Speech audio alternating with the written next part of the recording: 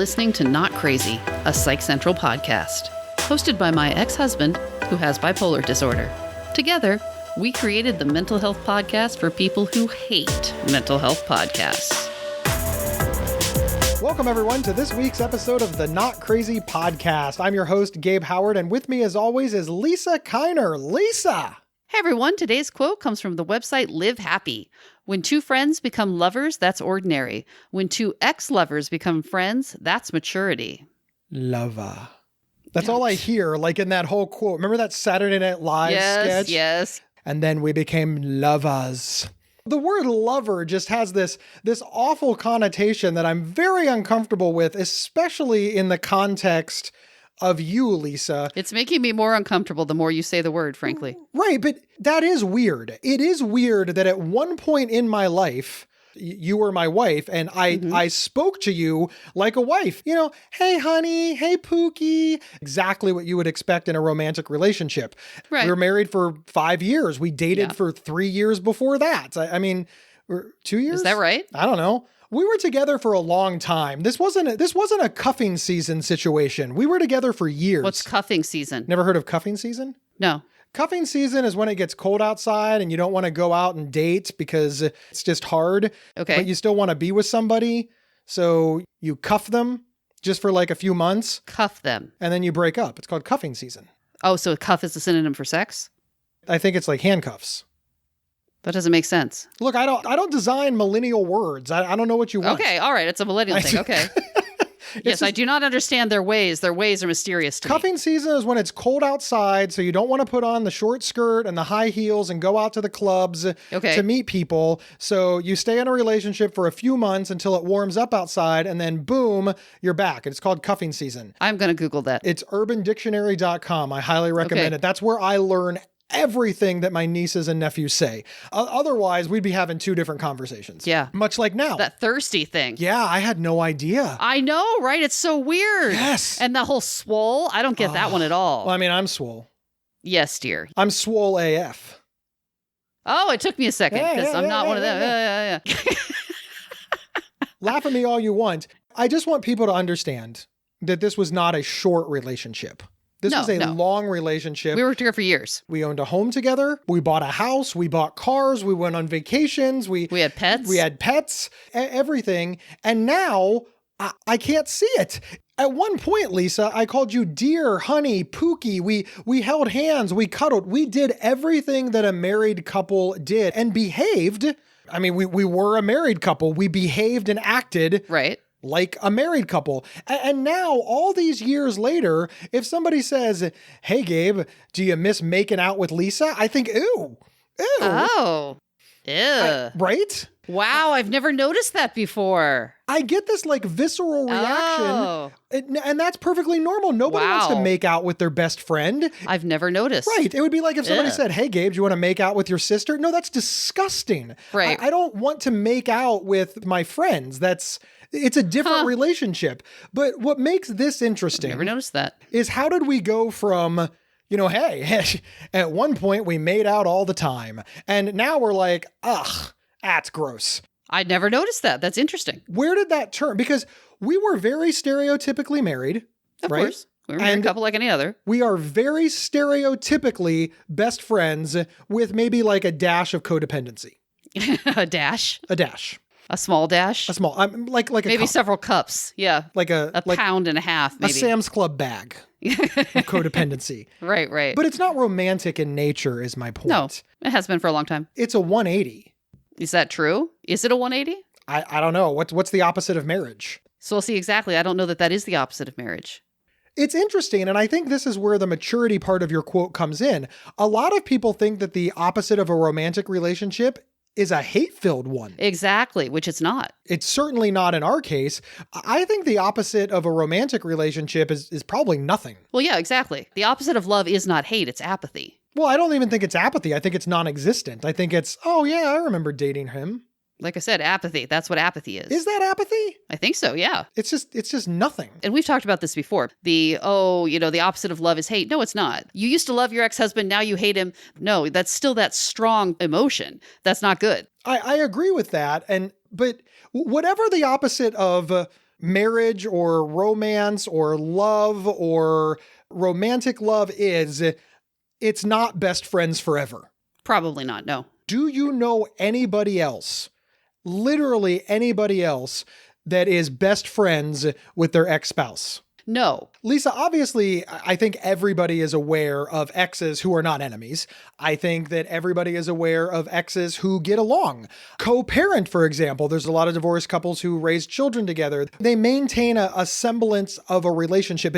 That's not our relationship. No, and we get comments on that all the time. Constantly. All the time. Constant. It's interesting. Usually negative, but sometimes positive. Can you believe that? I mean, what a crazy world do we live in where somebody's like, oh, Lisa's your ex-wife? Yes. And you don't hate her and want her to die? No, I think very highly of her. Ugh, what's wrong with you? I know, it's a little bit creepy. They're like angry at me. They think I've done something wrong. I don't know about Warode, but Kendall, my wife, gets pulled aside all the time. It's like, yep, you can't tell me there's not something going on there. Yeah. It doesn't happen as much as a road because it's a genderized thing. Yeah. But yeah, it's a thing. You know what I love about that happening? It's Kendall's response. Oh, ooh, what is it? Yeah, she says, well, if Gabe and Lisa run off together, that's the punishment they deserve. Because I'd kill you. Yeah. Easily. We'd kill each other. Within a month of us running away, one of us would try to take out the other. We'd both be in prison. Like, could you imagine the fight? It always makes me laugh when she says that because I do think she's right. We are on the right level. If you and I, for whatever reason, tried to get married again, I want to be very, very clear. This is very hypothetical. Nobody is discussing this. That's not happening. Yeah. But it would be a train wreck. We would both be miserable and it would cost us the good thing that we have. I think that's what a lot of people don't understand. They're like, why are you friends with your ex? And the answer is because we never should have gotten married. We overshot. More than anything else, we're usually mistaken for siblings. Yes, which is creepy because, of course, we have this romantic past, right? Right. Clearly, people can recognize that we have a close relationship. Right. And they don't want to just say, oh, well, these two are friends or coworkers, et cetera, because they feel that it's another step. But whenever we correct them and say, yes, you are right. You have picked up. We are very, very close. Lisa used to be my ex-wife. We're now just best friends. That's where the questions come in. Now, yeah, that confuses people. We've already discussed the negatives. The negatives are a bummer. I'm sorry that people react that way. But we get a lot of people who are naturally curious. Yeah. They're like, well, how did you do it? I also get a lot of people who, it's almost a confessional, where they'll go, well, I'm actually friends with my ex too. But they take you aside and tell you it like it's a secret. Right. They don't just say it like, oh yeah, oh, that's interesting, or even, oh, that's unusual. My ex-husband and I are very close. No, they're like, well, Or the number one thing that happens is people will tell me, well, I guess that makes sense. After all, I know so-and-so. And even after they were divorced, she helped him through cancer. It's always that way. It's always she helped him and it's always cancer. It's never a man helping a woman do something. It's always a woman helping a man through cancer. That is the number one thing people say to me. It's weird. So just letting you know, you're about to get cancer. Great. I'm just telling you. I don't have enough problems. Number one thing is, oh yes, I knew a couple who cared for him through cancer. And number two thing is, oh, I also share this deep secret. Let me share it with you now. It really is reminiscent of when I give a speech. And then when I get off the stage, people pull me aside and they say, I have bipolar too, or I have mental illness as well. And they want to tell me their story. Right. Yes. It reminds me of that exactly. Because they feel like only you can understand because they feel this story is so incredibly unique that they can't just share it on a regular day-to-day basis, that they found this kindred spirit. Agreed with all of that. But I still feel like you're kind of ditching the question, Lisa. How did we get here? I've been trying to think about that. How did we go from a married couple to a divorced couple to BFFs? That is a weird journey. I don't think it is that weird. Part of it is on TV, people have been married for years and they get a divorce and then they never speak to each other again. In real life, you don't just cut off a long-term relationship and have no contact forever. Your lives are intertwined with one another. You have the same friend group. Perhaps you work together. You have children. You own property together. You live in the same town. In real life, it's not that easy to just cut it off cold turkey. Okay, but it's not that hard. And look, we don't have children and we did not have an intertwined friend group. We did live in the same town. We did, sure. A town town with 1.2 million people. That's fair. Did you think we were going to run into each other at the Tasty Freeze or the McDonald's? Ha ha. They always say the McDonald's in small towns. Did you think we were going to go get fish? I really feel bad now because all of our listeners in small towns are going to send us hate mail. I apologize. No, because they'll know that I'm one of you, and Gabe is city. He doesn't understand. That's not true. I grew up in a small town in Pennsylvania. No, you didn't. You're second generation city. Anyway. Ugh, that's just offensive. It's true. My graduating class had 29 kids. How many did your graduating class have, Miss? You're from a small town and I'm not? Gabe grew up in Columbus, but did move to a small town to finish high school. Uh-huh. I'm just saying. My mother was raised in that town where she got pregnant after a football game on Valentine's Day in the backseat of a car. How much more small town country can you get than my conception? It was a Dodge Charger, people. It was so stereotypical. Back in 1996, I'm pretty sure that Foreigner was on the radio. You mean 1976? What did I say? It's 96. I'm old. That's when I graduated high school. I know. In a small town. Uh-huh. Where I lived. Yeah. First off, you're city people. You've always been city people. We all know you're city people. You do things like cross the street without looking both ways. It's ridiculous. Also, you don't check both ways before railroad tracks. Yes, it's true. Sometimes Gabe drives directly over railroad tracks. He calls pop soda. There you go. That's all that needs to be said. Lisa? If he wants a Diet Coke, he says he's going to go buy soda, not pop, soda. City all the way. I understand why you want to change the subject because you're uncomfortable to admit that you just have no idea. You're uncomfortable to admit that this was an accident.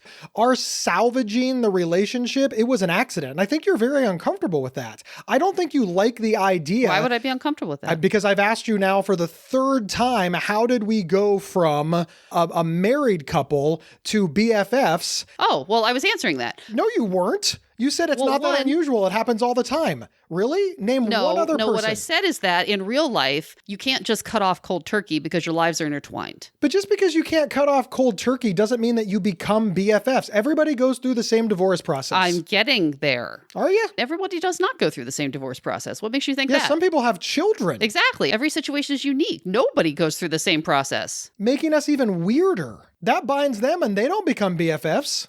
I think part of it was, like I said, we did have intertwined lives, etc. And then the next thing would be, frankly, it's because we kind of had to stay together because of the house and because of the health insurance. That gave us a window. On one hand, it gave us a window, but I don't think that it did.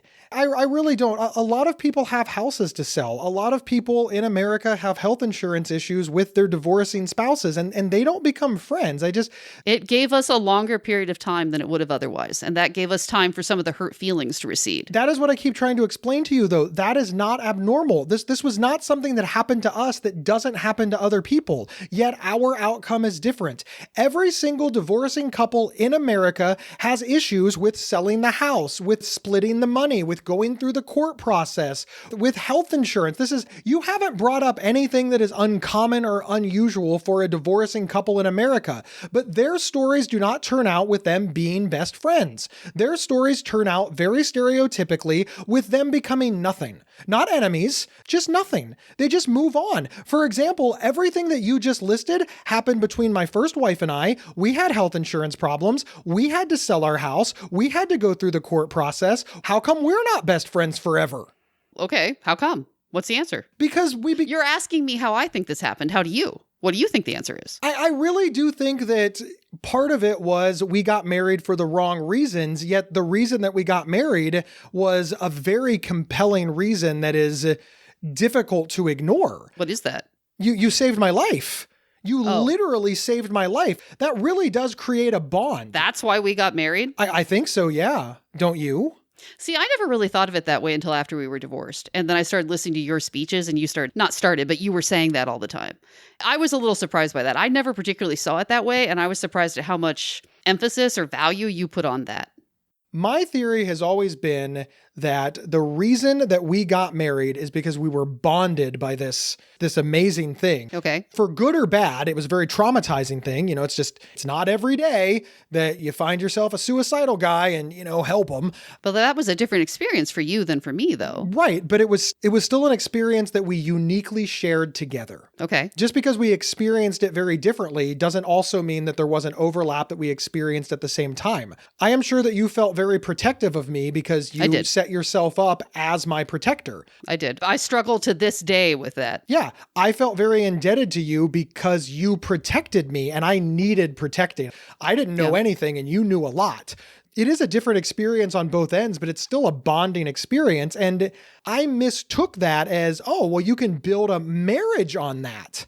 You can't build a marriage on one singular event. Marriage is built on things like shared values, shared goals, the ability to tolerate each other in the same house. You understand what I'm saying, right? The things that make a marriage successful are actually a lot more mundane. Yeah, one dramatic thing doesn't do it. Well, right. And that's all we had. I believe that the reason that we ended up together is because we thought that one dramatic thing was enough to build a relationship. But more specifically, I believe that if that wouldn't have happened, we would have dated. I would have thought that you were intelligent. You would have thought that I was funny. We would have had some conversations. But then we would have started to, this is the purpose of dating. We would have started to realize, Gabe doesn't want to travel the country. Gabe wants to own a house. Gabe spends money different than I do. Gabe really likes sports and I don't like sports so much. And maybe we even would have gotten to the stage where we lived together, but then we would have realized that we value things and I like to have a lot of people in my home and you like to have nobody in your home. Right. That's what your house is for. Right. These things would have started to butt up against each other and we would have made the very reasonable decision that, hey, we don't have enough in common. We're not compatible. Yeah, we're not compatible. And we would have broken up. And hey, maybe if we were in our right minds, you would have been a 2-3 year relationship and one that I remember fondly around the campfire. You're going camping now? I don't know. I go camping now. I have no idea. You don't go camping. I'm willing to bet you have never been camping. My point is I think that if we wouldn't have had this big dramatic thing, we would have realized that we weren't compatible and we would have broken up. So what you're saying is that you think it was the drama and that we mistook those feelings for compatibility. Well, I also think that I was incredibly grateful. I mean, Lisa, what you did was amazing. Most people would not do what you did. This is the whole reason we became mental health advocates, because most people, upon meeting a clearly mentally ill man who is extraordinarily suicidal, who has all of these problems and whom they were only casually dating at best. And I say casually dating so that you come off like a lady. Yeah. You would have just walked away. You would have ghosted me, to keep the theme of millennial words. And nobody would have blamed you. If you would have been sitting around your campfire and said, I met this redhead guy like 20 years ago. Oh, well, what happened to him? Ugh. He was crazy. He was nuts. I had to get away from him. I heard he had bipolar disorder later. People would have been like, oh, thank God you escaped. Oh, you don't want to get mixed up in that. Like, as you know, and I'm not trying to call out your family here, but your mother was very disappointed in you. She thought it was a very bad idea. And I'd like to point out, she was half right. Not exactly. But nothing's exact. The point is your mother, she had serious reservations and in fact would have preferred that you would have said, hey, that guy that I've been dating for a couple of months, it turns out he has untreated bipolar disorder, so we broke up. That would have been a much better outcome for your parents. And again, I'd like to point out, they're not wrong. It was the number one advice that I received at the time. Yeah. Not just from them, from everyone. Don't help the sick guy was the number one advice that you received at the time. No. That's not what they're saying. No one's saying don't help sick people. What they're saying is don't enmesh yourself with sick people. Get out. In fact, I believe we had a whole episode about that. We've talked before about how if I said, hey, I met this guy and he has cancer, I'm leaving him. People would be like, oh my God, that's terrible. What a bitch. But if you say, hey, I met this guy and he has bipolar disorder, I'm staying with him. People would go, oh, what's wrong with her? When it's mental illness, people expect you to leave. And if you don't, there's something wrong with you. But if it's any sort of physical problem, you're evil if you leave. So tie that back. Not only did you not leave, you married the guy. And then when the marriage didn't work out, you still didn't leave. For real. I don't have an answer for you. I do not think that that's the answer, but I don't have a better one. And like I said, I never even thought that that was a component of it until after we were already divorced and you started talking about it. And we've talked about this many times over the years. It never occurred to me that we wouldn't stay friends. And I don't know why. I don't have a good reason. It doesn't even sound sensible when I say it. You always talk about, hey, I always figured eventually we'll just lose contact with one another. I honestly never thought that. I never thought there was a future where we wouldn't have contact. And I'm not sure why.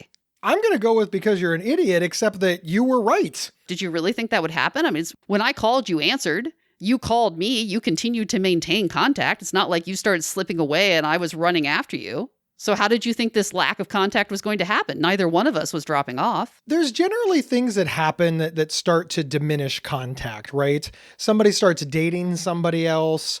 Right. That relationship gets more serious.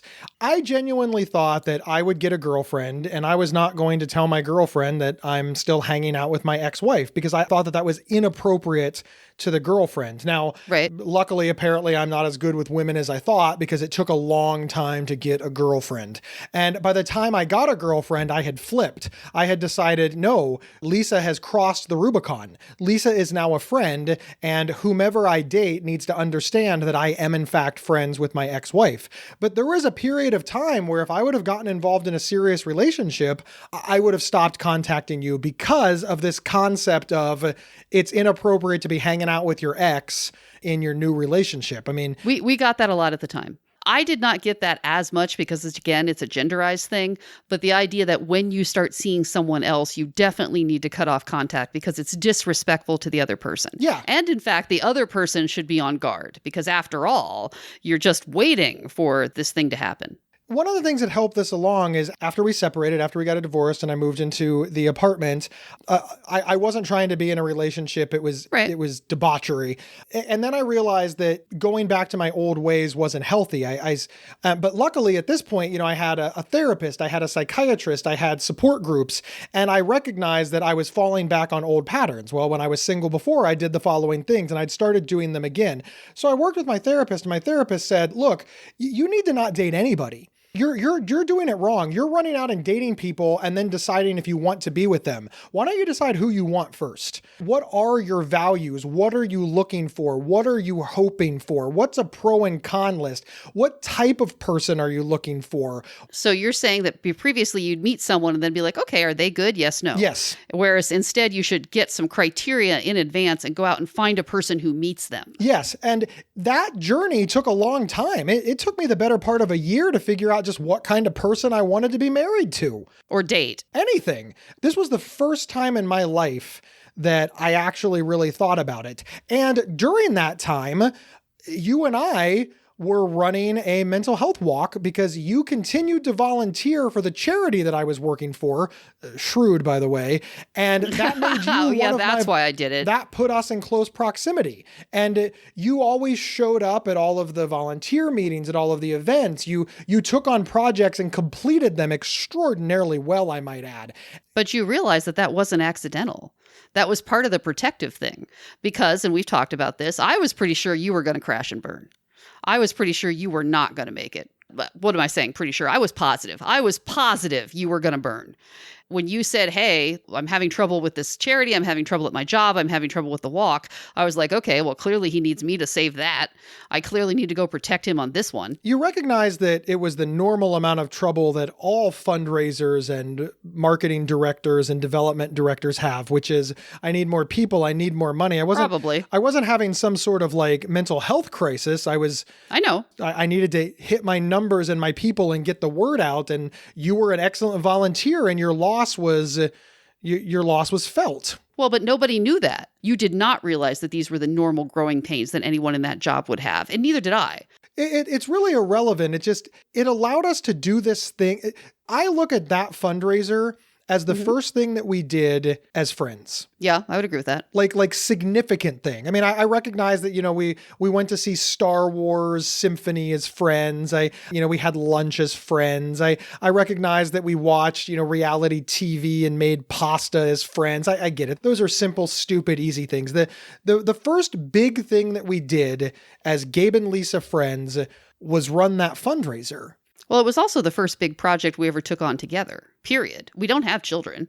This was it. I mean, I suppose we bought the house, but I did most of the work on that. It's fascinating to hear you say that because I think the first big project that we took on together was beating bipolar disorder. You've given that nothing. It took 4 years.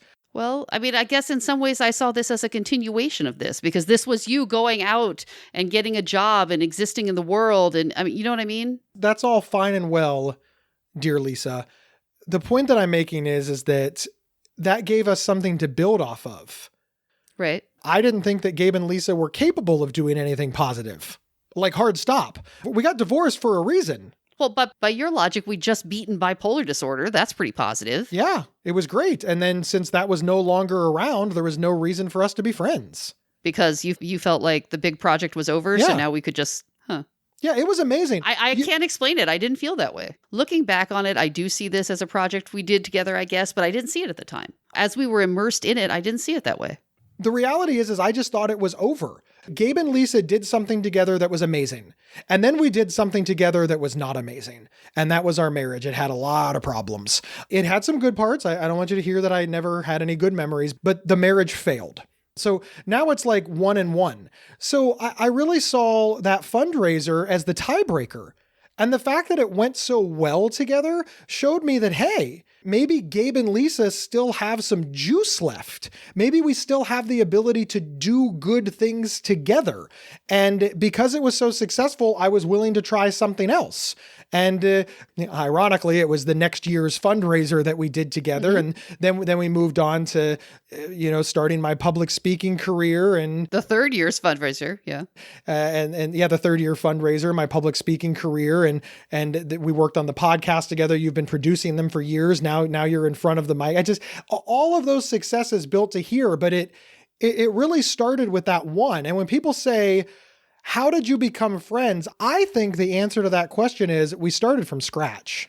I understand that we had history and it's not completely possible to start from scratch, but we had a friendship that turned into a marriage that failed. And then we started over and that succeeded. And we'll be right back after a word from our sponsors. Interested in learning about psychology and mental health from experts in the field? Give a listen to the Psych Central Podcast, hosted by Gabe Howard. Visit psychcentral.com/show or subscribe to the Psych Central Podcast on your favorite podcast player.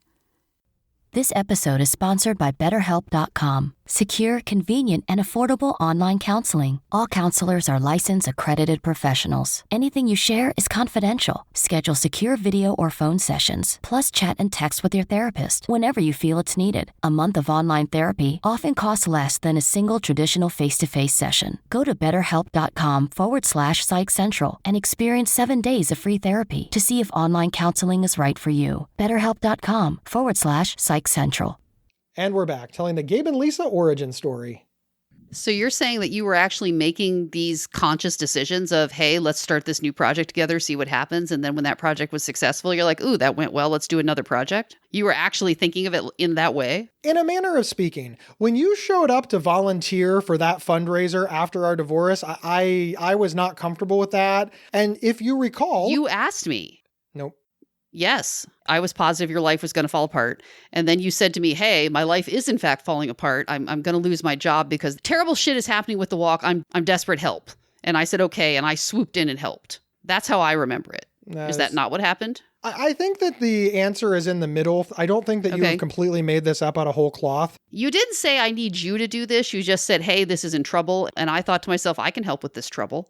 I think we're both telling the same story. You're just putting the emphasis on the wrong point. Okay. You believe that you came in and saved my ass, whereas I believe that you stuck around and were very helpful. Well, same diff. Well, it's not the same diff. But I can see how you can get there. You just needed a warm body. but you didn't have one. Yes. Right? It wasn't special to me. You just needed somebody to step up, and nobody was. Right. It could have been anybody, but it wasn't. It was me. Yes. I don't know that you asked me to do it, but you specifically said you were having this problem, and I volunteered. Once again, I can see how you can get there from there, but I don't think that that is accurate. Okay, so what do you think happened? I think that you stayed a volunteer, and even though I was uncomfortable with it because of everything that was going on, I was not in a position to let you leave. Lisa, obviously things are sort of, hindsight is not in fact 2020 because memories fade and you forget different things. But at the time, I needed you. I needed high quality, good volunteers. And you and I had volunteered for this organization before I worked there. We had volunteered together for years. Yeah. And then you got a paying job. Yes. Frankly, I was not in a position to let you go because I did in fact want and need your help. The organization wanted and needed your help. And plus, remember what you said about, having like friends in common? That organization was probably the only thing we had in common at the time of our separation as far as people were concerned. Yeah, but they very much saw us as a unit there. They really did. And ironically, they saw us as a unit forever. I still think they see us as a unit. Well, because we had always volunteered together in the past. We had always volunteered together as a unit. Then you got a paying job. And so I think people just expected me to still be around, in part because most of them didn't realize that we had separated or that we were divorcing. You were like the first lady. People did not necessarily know that we were no longer together. We're not airing all of our business. It really was irrelevant. The point that I'm making is you asked me if I did it on purpose, like if it was some sort of litmus test, like if I was like, well, I'm going to let her stick around and if it works out, I'll stay friends with her. And the answer to that is no. I didn't really consider whether or not you could stick around because I knew how vital you were to the organization, number one. I knew how much I needed your help because you were an excellent volunteer. And also, I felt like I did not have the authority in the world to tell you that you were not allowed to be involved in an organization that we started at together. It was true that by now I was an employee and you were still a volunteer, but we found this organization together. The same day that I volunteered for this organization was the same day that you volunteered for this organization. And all of that coalesced into we ran that event together. We just did. And that was a very positive thing. I remember the day of the walk. That was exciting. I remember us walking around, tearing down the signs. It was a great day. And I remember probably for the first time since the divorce, unencumbered positive feelings about you that wasn't bogged down in, but she did. It was just a purely positive thing. And I thought, I wouldn't mind having more of these, but there was a lot of people in my life who were telling me that this was proof that I wasn't moving forward or that it wasn't mentally healthy or that it wasn't good for me. I don't know what made me ignore all of these people. Probably because, quite frankly, they all sucked at relationships too. Well, did you actively think to yourself that you wish that I wasn't there? Because I never got that vibe. This is hard. There's a part of me that wants to say, yeah, it would have been easier if you were just gone. It never even occurred to me. That's because it wasn't an option as far as I was concerned. I felt that it was our organization, so I had no right to keep you away from it. So therefore, I never ever considered it. But if you're asking me if I thought it would be easier not to see my ex, yeah. I thought that would be easier. And if you would have disappeared, I wouldn't have been given all the shit from my friends and family about how I wasn't moving forward and how I was hanging on to the past. And we did sometimes fight about stuff, never while we were volunteering. But remember one day I came over, you were living in the house, I had moved to an apartment, and we were working on something at the kitchen table. And I was like, oh, I want to take that back to my apartment. And you said, stop shopping at my house. This is my house. You don't get to walk around and shop here.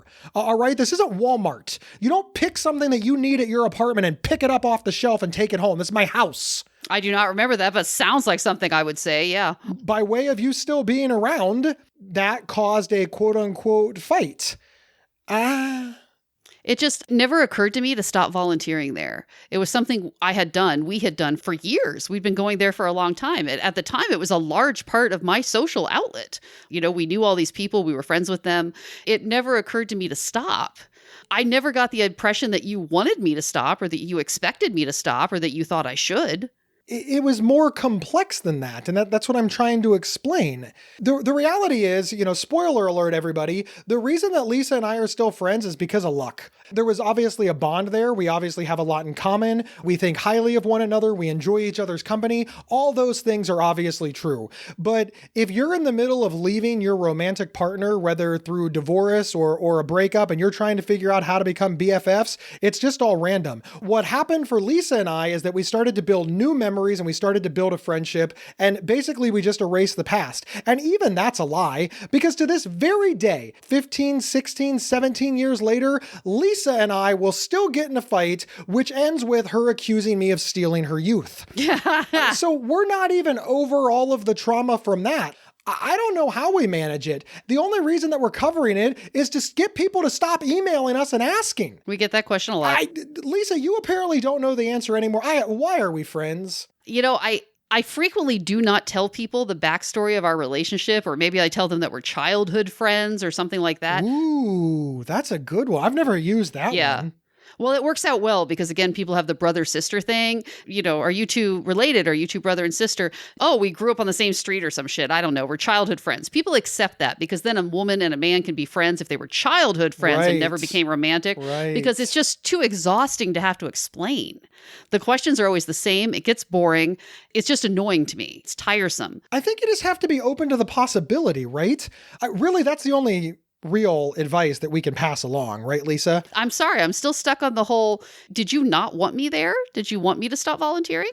Had you said to yourself, gee, I hope that she stops? I never thought that, but it would have been easier. You represented failure. You were an example of failure in my life. You were my second divorce. You were costing me money. And I would like to point out that you told me in pretty much as many words as you could come up with that I was going to fail and be home any day now. Yeah, that's what I thought. Well, so why would I want you around? You have had periods where you're very erratic, right? So for many months after you left, I saw this as more of you being erratic. And I thought, well, this is his way. Today he's a vegetarian. Tomorrow he decides to join. Who knows, right? Don't forget I was a vegan for a day. I know, you were a vegan for a day. I really like cheese. You were always taking on these projects that you discarded within hours or days or weeks. I thought, okay, this is one more. And he's going to basically come to his senses any moment now, and we'll get back to our regular lives. For many months after you left, I just kept expecting you to get over it and we would go back to normal life. And I think this is problematic in trying to explain to this, because I think what a normal person would hear is, oh, the reason they're friends is because Gabe left, but Lisa continued to pine after him. Right, and tried to get back together. And that's not true. It's hard to explain. It's not exactly true, but it's not false either. There was some part of, I was expecting you to come home. I still thought of it as you being not at home. And at a certain point, that did change, obviously. And I'm not really sure when. Well, it changed after I came home. You do recognize that, right? Lisa and I had a 2-month blip where we decided, you know what? We're gonna work it out. Well, like a lot of long-term couples who separate, we did go back and forth for a while. That's what you're going with? We went back and forth for a while? Yeah. Like a lot of long-term couples who separate, Gabe moved back in for 2 months and Lisa kicked his ass out, realizing that, oh my God, life with him is so much better when he lives across town. Yeah. I only bring this up because... Not before you had to buy a second vacuum cleaner, though. I did have to buy a second vacuum. I'm sorry, I didn't think we needed two. It was weird. You made me give a vacuum cleaner away, and then 2 months later I had to buy another one. That you never paid me. You know what else I gave away? A television. That's actually what pissed me off more than the vacuum cleaner. I could see that, yeah. Yeah. And a mattress. I had to buy a new mattress. The really amusing part was the way that your friends who had helped you move back and forth like 3 times were like, so you're moving out again, huh? Remember what he told me? What? This is it. Doesn't she have friends? Have her friends carry it. Just, no, we're done. I bring that up because it further muddies the waters, right? Yeah, it does. It does. You're right. We actually made yet another mistake. We're like, oh my God, we're getting along. We're doing so well. Yes, actually, yeah, that's what happened. We weren't fighting. There wasn't all the anger anymore. We can make this work. Yep. Look at how good things are together. Yep. There was all this bad stuff that was happening before. It's not happening now. I still love you. We can make this work. Let's get back together. Let's move back in together. Yep. All of it came back. Yeah, sure did. Relatively quickly. Yeah, almost instantly. Yeah, pretty much, yeah. Yeah. I blame you. Yeah. You stole my Christmas. That's what made it even worse. We got back together like in October and we split up in January. So we just totally wrecked a holiday season because, well, frankly, we're a couple of idiots. But on the one hand, I would say, well, we shouldn't have done that. We shouldn't have moved back in together. But, or should we have? Now we know. We do know. I know. We always should have been friends. And I point out to people all the time that had Lisa done what she did for me when I was sick, taken me to the hospital, explained mental illness and suicidality to me, helped me get diagnosed, and Lisa was a man, I would describe her as my brother. She's my family. She's my best friend. This man, oh, what he did for me is amazing. But because Lisa was a woman and I had all of these feelings, I mistook them for the types of feelings that you have toward a romantic partner. A romantic partner. But good life partners, you have a lot of boring shit in common. You both like the same foods. You both like to go to bed at the same time. You like the same kind of mattress. You both want to live in the same neighborhood. You both want to manage money the same way. You both celebrate the holidays the same way. You have stereotypical values and just on and on and on. Listen, don't send us an email and say, well, I'm the complete opposite of my husband and we've been married for 45 years. Oh yeah, me and my wife have never been the same and we've been married for 68 years. Yeah, I get it. But in general, the things that glue a relationship, they're not the kind of things that they're ever going to make a movie or write a book about. Because they're boring. Because they're boring as hell. Lisa, we were never boring. There was a lot of drama. I did not see how sick that was at the time. I didn't either. Now I come home and the world is quiet. And yeah. I do miss some of that. There's a reason that Gabe Howard hosts all of his friends and family. It's Gabe and Kendall that host everything. Right. We love this chaos. Lisa, I don't believe that you've ever hosted a party at your house because you don't enjoy it. You'd rather come to my house. And so you can see where this would be a problem if we were married, because I wanted to host those events. Yes, you did. And you did not like it. You realize there's more to that story. Yes, you wanted to host the events, but you didn't want to do any of the work. You just wanted it to happen magically. And the fighting continues years after the divorce. Who ended up having to do all the preparation and do all the cleaning and having to make all the food? And who had to do all those things, Gabe? You're right. I'm totally over it now. It's ridiculous to still be bitter about this so many years later. I have no idea if that is relevant or not, but it's totally relevant. So you're telling me that if I would have done all the work, you would have wanted 20 people in your house? Okay, excellent point. Never mind. Point Gabe. That's where we never got past. I have no idea if Lisa did all of the work for the party or if she's misremembering or if she did too much work or if the answer is she wanted to do 0 and the fact that she did 10% was too much because 20 people were in her house and she didn't like that. I don't know. Even Lisa will admit that any of those things are possibilities. That is true. These are good points. But at its core, Lisa doesn't want 20 people in her house. Lisa has a 4-bedroom house, 0 guest rooms. I have a 3-bedroom house, 2 guest rooms. He does. It's weird. And sometimes there's actually people in both of the rooms. What is that even about? And here's the thing. Neither one of us were wrong. I know. I spent a lot of our marriage thinking that you were wrong for not wanting 20 people in your house. I did too. That's why we weren't compatible. And those are the things that we didn't figure out. We don't have this problem BFF-wise. Lisa loves that I want to host all the parties. They're good parties. Yeah. Lisa wants to watch the Super Bowl. She wants to watch the ball drop. She wants to bring deviled eggs and cheese dip somewhere. She just doesn't want it to be at her house. And I want it to be at mine. Lisa and I want to stay up and argue about this mundane nonsense for 6 hours. And after that esoteric argument, Lisa wants to retreat to her own house. Right. That's what we were missing. I'm not as sociable as you. I never have been. It's not the discussion that Lisa didn't like. It was the inability to get away from it. You're very high energy and it's exhausting. Yeah, but it's awesome in small doses. Exactly. And having somebody that thinks that it's awesome in small doses is awesome in small doses. These are all the things that Lisa built our friendship on. That's really the only advice that we can offer, right? If you want to be friends with your romantic, your ex-boyfriend, girlfriend, your ex-spouse, whatever, you're going to have to start from scratch. You're going to have to draw a line in the sand and make all of your data points what happens forward. That's what Lisa and I did.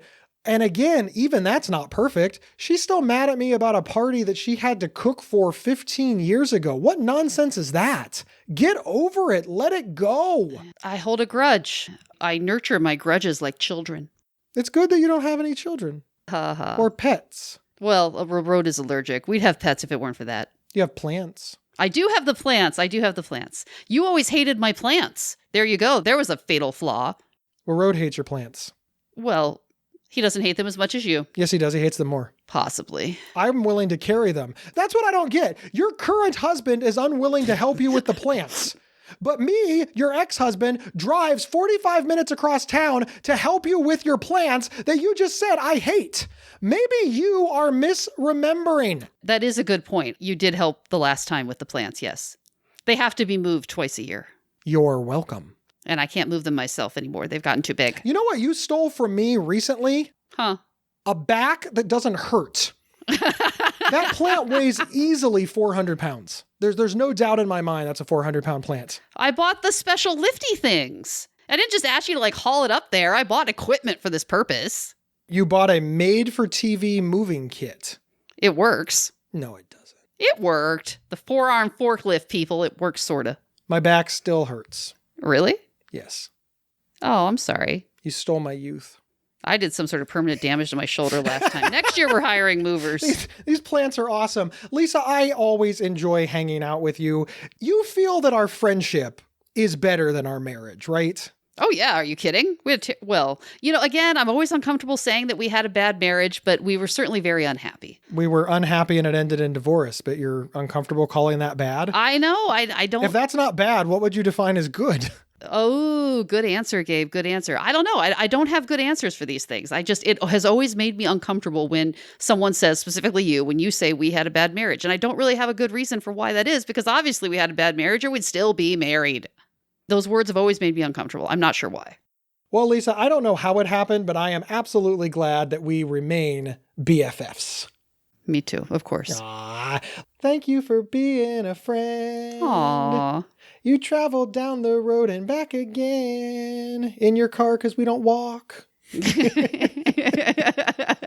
Listen up, everybody. My name is Gabe Howard, and I am the author of Mental Illness is an Asshole and Other Observations, which, of course, you can get on Amazon.com. But if you want to save money, if you want me to sign it, if you want free swag, if you want Not Crazy podcast stickers, please head over to GabeHoward.com/merchandise and buy it there. And we'll be back next Tuesday. You've been listening to the Not Crazy podcast from Psych Central. For free mental health resources and online support groups, visit psychcentral.com. Not Crazy's official website is psychcentral.com/notcrazy. To work with Gabe, go to GabeHoward.com. Want to see Gabe and me in person? Not Crazy travels well. Have us record an episode live at your next event. Email show@psychcentral.com for details. It's like the I statements. It's also very useful if you work in customer service. So, yeah, multiple skills here. I like I statements. I think that you're mean and hostile, Lisa. Is that correct? Is that the correct I statement? Remember in our marriage therapy when you're Yeah, like, I do. I think my husband is an idiot. And the lady was like, that is not an I statement. I think that lady was a little harsh, okay? It followed the correct format. I think we ended up divorced. So your mileage may vary. That might have been inevitable. Yeah. But hey, we got a podcast out of it. Well, there you go. All worth it now. That was sarcasm.